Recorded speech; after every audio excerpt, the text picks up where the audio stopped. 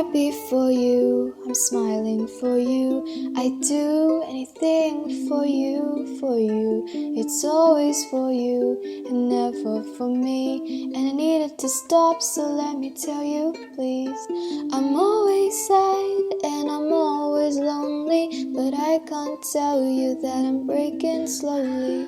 Closed doors, locked in, no keys, keeping my feelings hidden, there is no ease.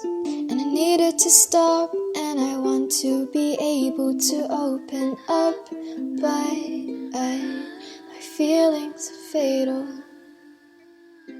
My feelings are fatal. How many times must I keep it inside? I need to let go, and I swear that I've tried. But opening up means trusting others, and that's just too much.